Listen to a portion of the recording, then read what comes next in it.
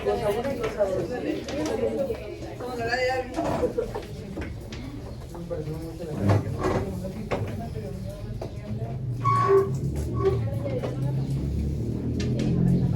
morning, everyone. How are you? Good. We are glad to see you all here. Welcome to our workshop, Balancing Cognitive Load in Worksheet Design. Our names are Tatiana Lopez. And Rafael Taboada. Please raise your hand if you already know what cognitive load is. Can you say your name and what do you think cognitive load is? My name is Manji. Cognitive load is the amount of information one has to process when looking at something, and a cognitive load will be like the amount of information one has to load at once. Like, for example, the cognitive load of a single word, milk, very low, or like reading all that will be a bigger cognitive load. Thank you. No, ya no sé. I don't know. What he said. Do anyone have another idea of what cognitive load is? Or No. Rebecca? Well- Say your name and what do you think cognitive load is? Well, my name is Rebecca, and I think that cognitive load is the amount of information that our brain can process in amount of time, or maybe in something. For example, as Benji said, like for example in a worksheet, the amount of information that we can put in order not to overload with information. Yes. I see that most of you are on the right track of what cognitive load is. Now, to begin, you are going to analyze this worksheet. This worksheet and pass it around. Do we have to write those questions? No, just look at it and answer some questions that I'm going to do. No, we only need 3.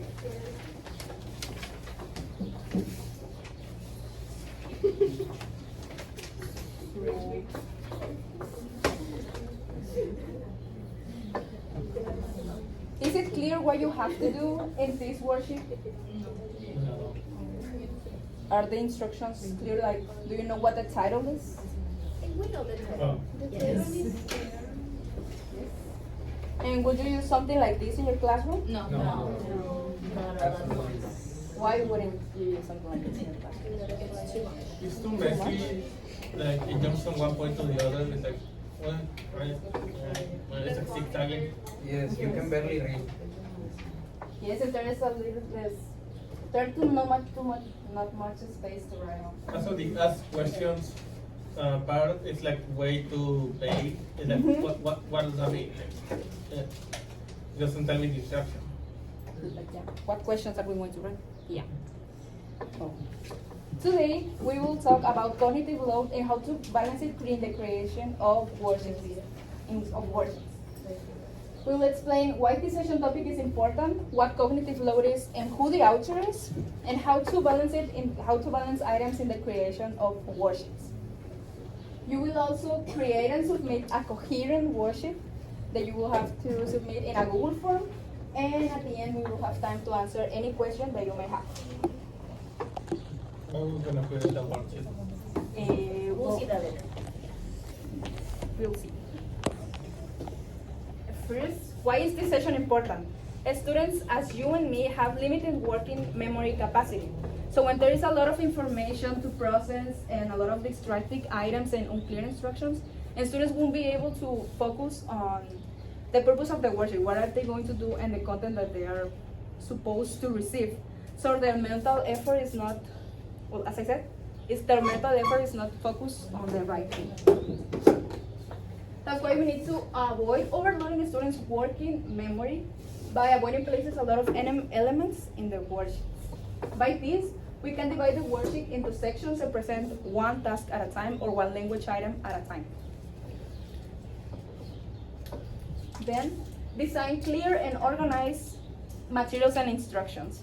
By this, you can divide the instructions in numbers, like first you have to read, then answer true and false instead of giving a long, complex instructions for them. Then create engaging worksheets through effective visual design and dual coding or dual channeling. What is that? Dual channeling, well, we'll explain that later.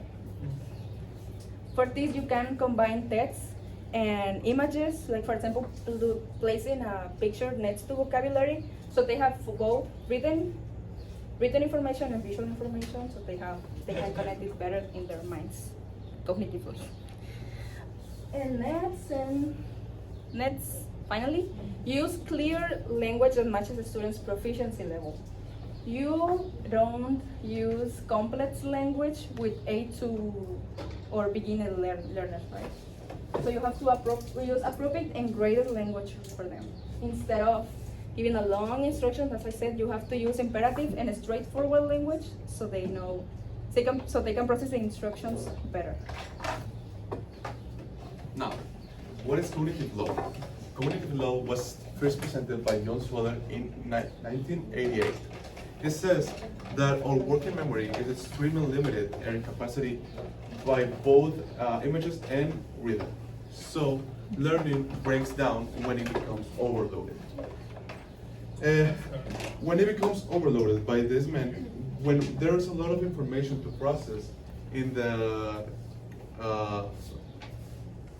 at the same time, a student's learning processes is affected. For example, the worksheets we saw, the title was missing or was not focused. The images were not colored in some of your worksheets. So by this, we are giving them a lot of difficulties, and the process of it may result in a failure. Now, how can we avoid this, or what are some strategies to reduce this cognitive load? Well, we will go through some strategies that you can apply to reduce the cognitive load in the worksheets that you will be creating. And some of them are scaffolding, dual channel, and signaling. First, we gotta see scaffolding. Some of you have already know this step. Scaffolding is an instructional method that where teachers provide temporary structural components to their students so they can learn new concepts or material or grammar. What this means is that we give students a step-by-step materials or examples to work and so they can understand better, or just for them simple images or simple so they can understand better, like a training wheels so we can set up. How can we apply them?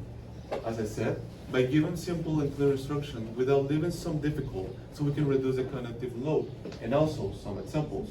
We can try going step by step, as I said, giving them an example of a whole instruction, then give them another example, but missing some parts, and finally, not giving at all examples.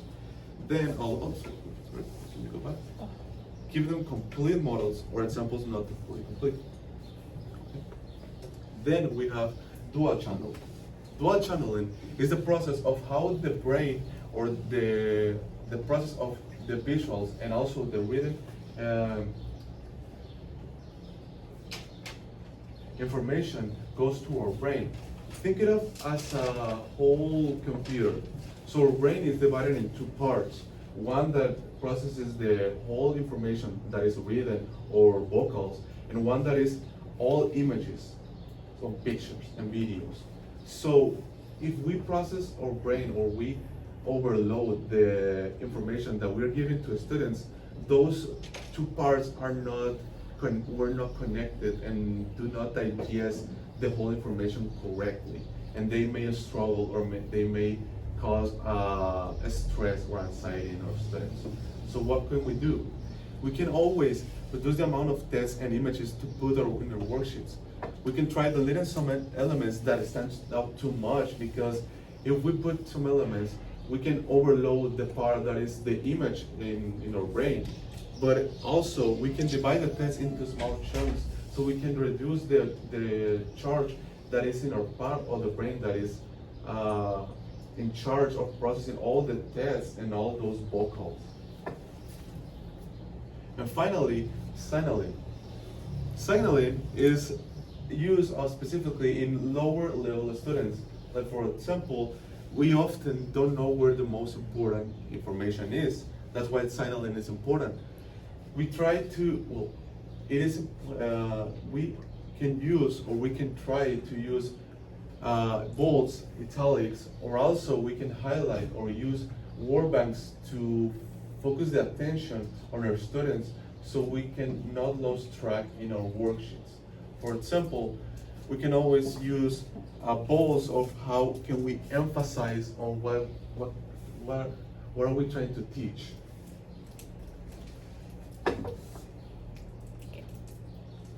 Now you will practice how to apply the items discussed before. For this, I'm going to show you an example of what I did with the worksheet that you saw in the beginning. As you can see, I changed it completely. There are no colors and the fonts and size is different. So you have more space to write on and so you can read it better as well. I use Open Sans and Handmade to complete it, to show how the example, in the example, how are you going to write it.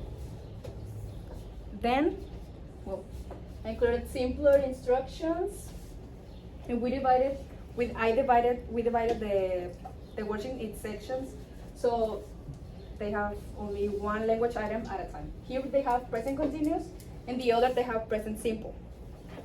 Also, we didn't include all the sections because, well, not all were appropriate for them to complete it. We also decreased the amount of exercises because, of course, we want them to practice, but if they have a lot of items to complete, like, it is boring, honestly.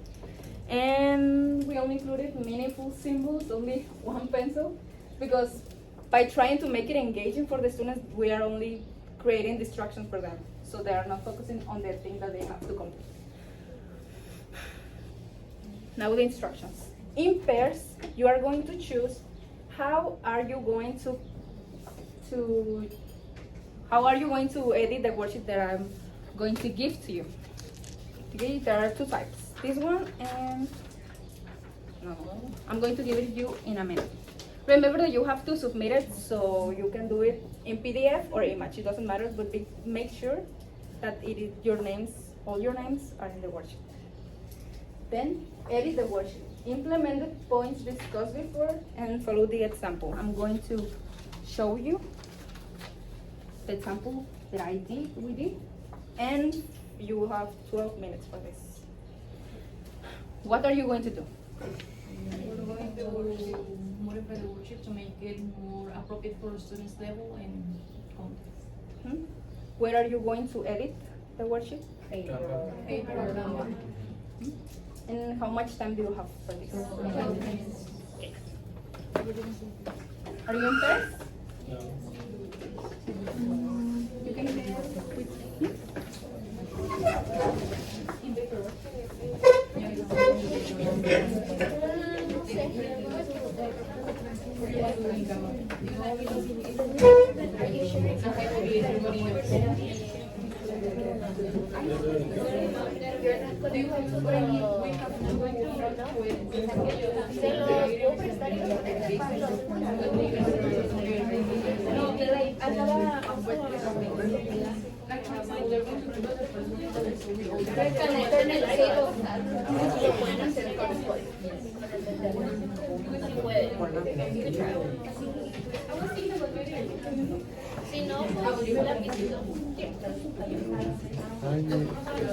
El detalle está en que... ya entendí.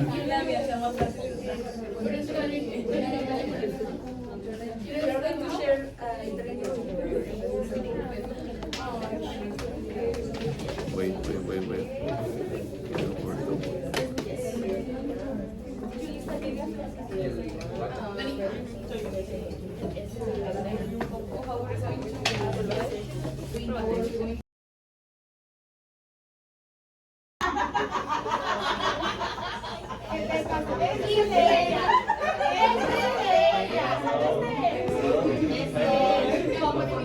Are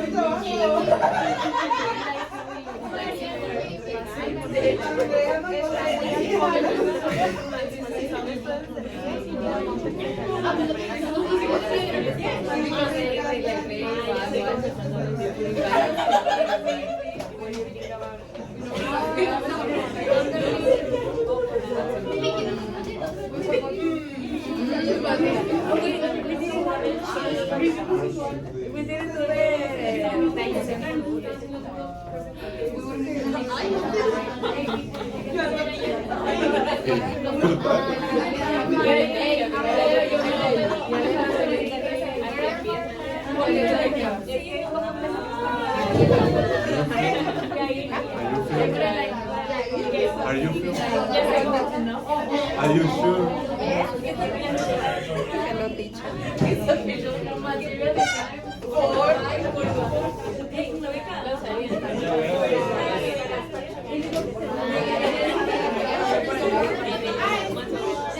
We're fighting with the does the university students to process periodic promotion? Does the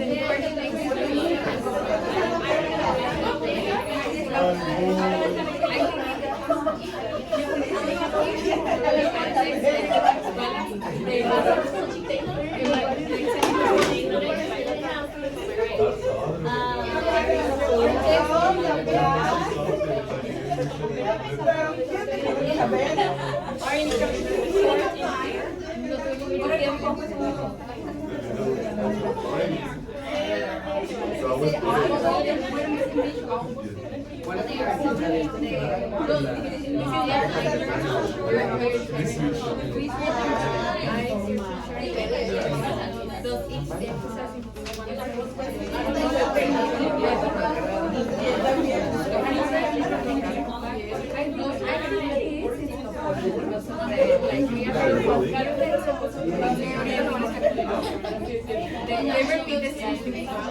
They repeated the same. Would they be adapted? You could identify like the same.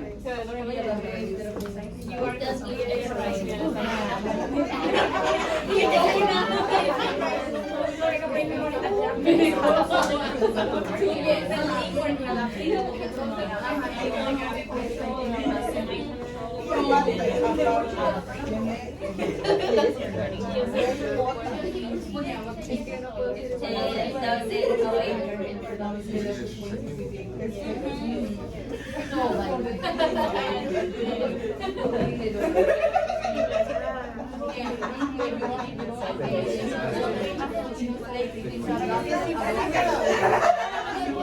Okay, time's up. Has everyone finished checking?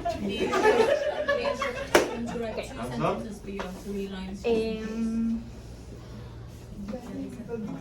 Can this team share the feedback that you gave to the other team? Web.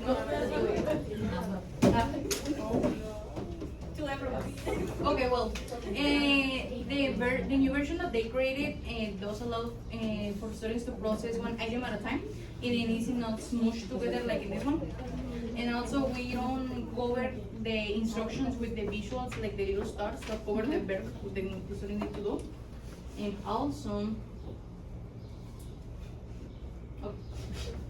the text and images are balanced. They didn't include any unnecessary images, and also the things that the students need to notice as the tense of the verbs and stuff like that are bolded, so the students can easily identify in what tense they need to write the verb in. And the instructions are short and clear. They also provide an example for each of the items, so students are lost and know exactly what they need to do. And it is scaffolded from easy to complex. Very good.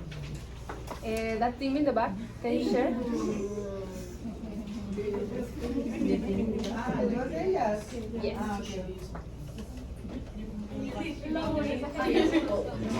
This is pretty cute. I think it's very simple. Everyone sees. You can see I think that this one is pretty cool. It's very easy to understand for the students. it's scaffolded, it's balanced. The only thing that I noticed is that they didn't add an example for students, but everything here is, well, perfect. Perfect. There's only one thing that I only include one example and that's it, but everything is understandable, it's cute, the font, everything, I love it. Very good. Now, scan the QR code and submit your work. Only one person per team have to submit. Only one person. Yes, because it has the name on the worksheet. We didn't write our name. You didn't. Oh, write it before you submit it to. It's okay, it's only just the name, one name, and the one last name.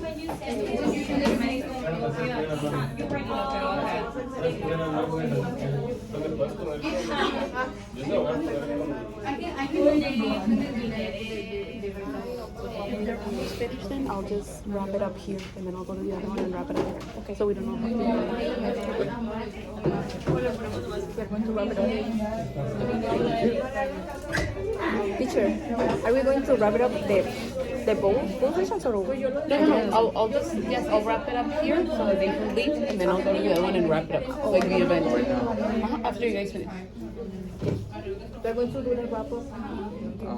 And then I'll go to the other one and wrap it up. So that we don't have to take everybody outside again.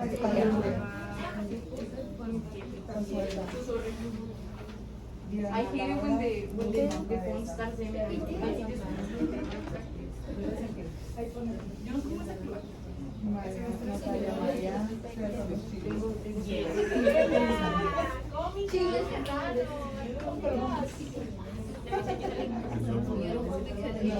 it away. You spend 40 minutes on it, 10 checking, and then you're done. 10 checking.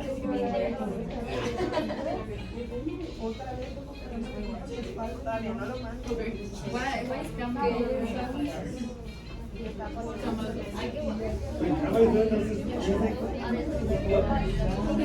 Tell me why is Canva doing that stuff? I'm not opening anything. Canva is it's Canva. It's not me. I swear. You what? With this one. Really? So yeah. They're ready? What? Yes.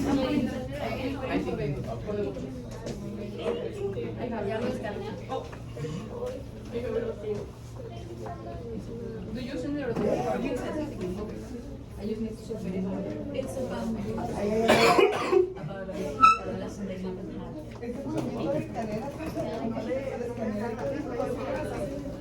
They accepted present. Okay.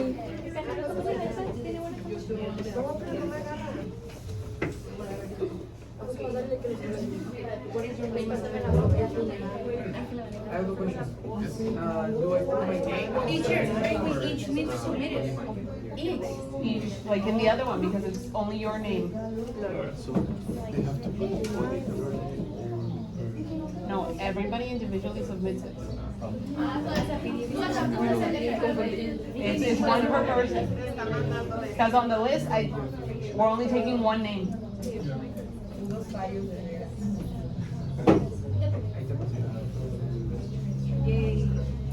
Okay, I'll be right back.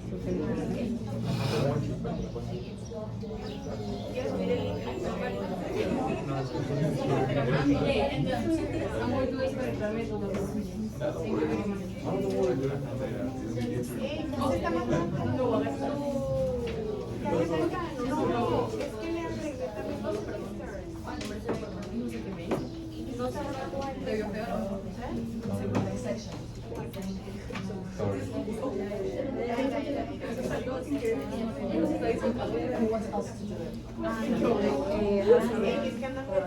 Has everyone submitted already?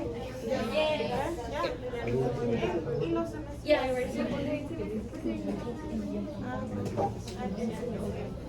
Well, Attention, please. attention.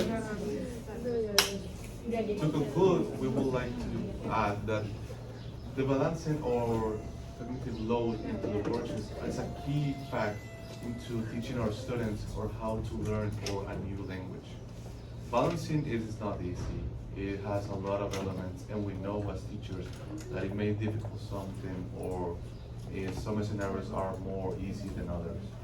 But in the end, we need to adapt it, and we need to see the best for our students. Thank you for assisting today. Any doubts, any questions? Here is our contact information, the cell phone of Tatiana and myself. Any questions? Doubts? Are you gonna give us feedback on the submission? Or is that just like for honest evidence? Yes. Are you gonna fix it? Or is that it? Great job.